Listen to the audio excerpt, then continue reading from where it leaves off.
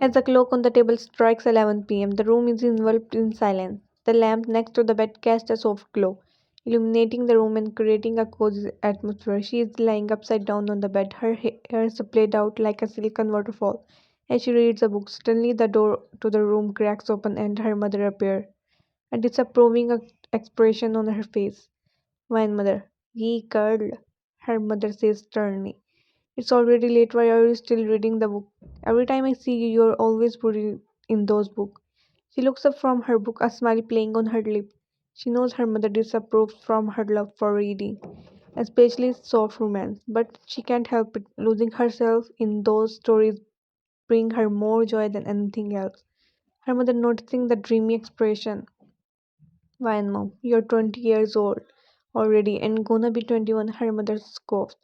"Most girls your age are out there living their lives and having fun, but here you are, cooped up in your room reading those silly romance novels."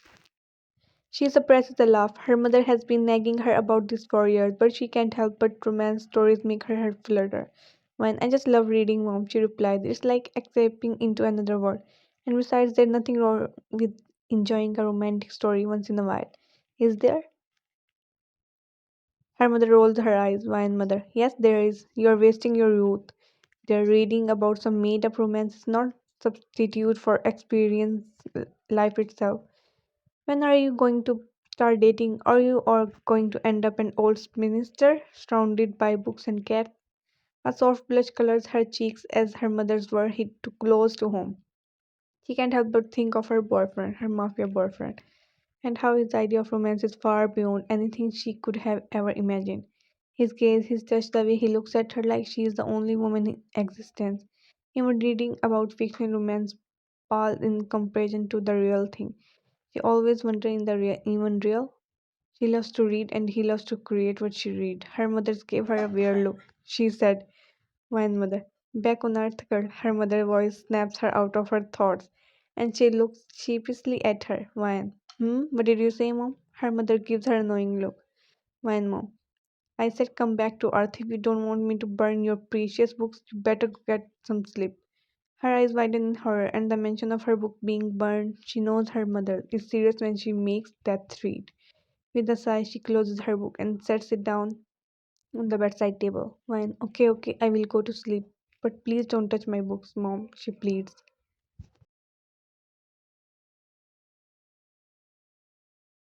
Her mother chuckled, seeing the panicked look on her daughter's face, and mumbled to herself, "That threat always works. Wow."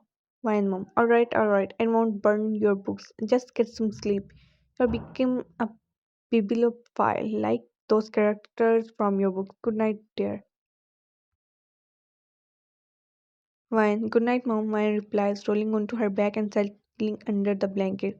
She closes her eyes, but sleep eludes her. She opened her eyes. She reached up for her phone, the screen lighting up in the darkness of her room. She opened the messaging app, eagerly checking for new messages. But there's nothing. Her heart sinks a little, disappointment flooding her at the absence of a new message from him. She glances at the clock on the bedside table. It's almost 12 a.m. It's her birthday today. The clock strikes midnight, and she can't help but feel a pang of disappointment. Her phone screen remains blank. No new messaging popping up from her boyfriend. She had hoped he would wish her a happy birthday at the stroke of 12, but his message is nowhere to be found. She starts as a loud noise shatters the silence, followed by a bright flash of lightning from outside her window. Her eyes snap open, and a sense of curiosity mingled with a hint of trepidation wash over her. She sits up in the bed, her heart beating a little faster as she wonders what caused the sudden disturbance outside. She climbs out of bed, her bare feet paddling softly on the cold wooden floor. Walking over to the window, she pulls aside the curtains, peeking outside to see what caused the loud noise and the bright flash of lightning.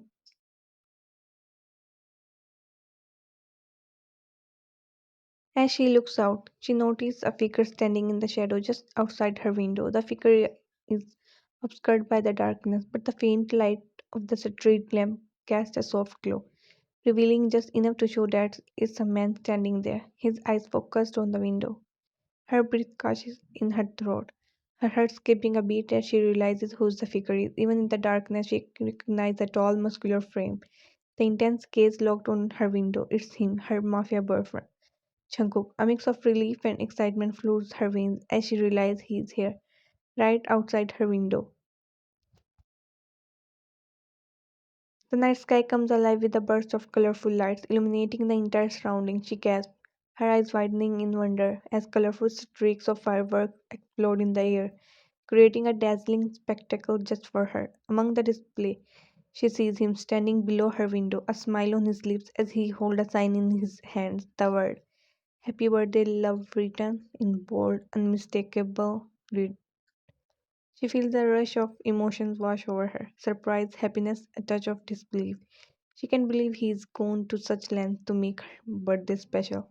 Lighting up the sky just for her, a wide smile stretches across her face as she waves at him, unable to contain the joy bubbling inside of her.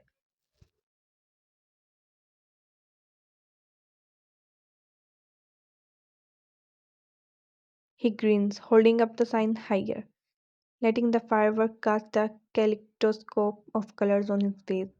She can almost hear the deep, velvety tone of his voice as he mouths the word, Jungkook, happy birthday, my love. Her eyes widen in surprise as she watches him skillfully climb the wall, pillar leading up to her bedroom window. She gasps, her heart racing as he makes his way, displaying his strength and agility. When he reaches the window level, she can't help but ask, Yakub, what are you doing? He smirks at her, his eyes gleaming mischievously. Jungkook, isn't it obvious, love? I'm here to celebrate your birthday with you. You can't come outside in this hour. It doesn't mean I have restriction also. He replies, his deep voice sending shivers down her spine.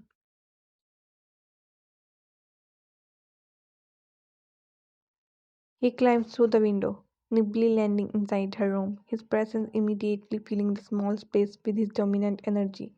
The fireworks continue to light up the sky outside, casting flickering shadows across his handsome face.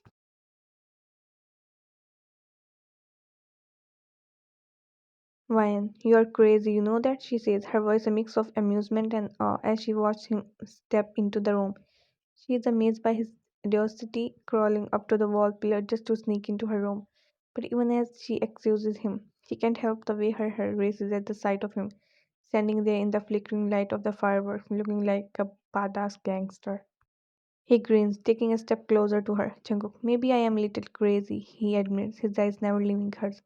But I couldn't let your birthday go by without doing something special. You deserve the best, love.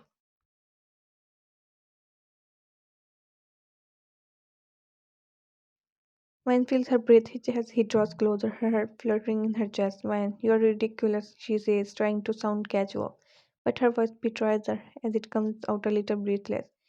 You could have just waited until I woke up, you know? You didn't have to scale the building like some prince from a fairy tale. He chuckled, the sound sending a pleasant shiver down her spine. Jungkook, maybe I wanted to be your prince in a leather jacket, love.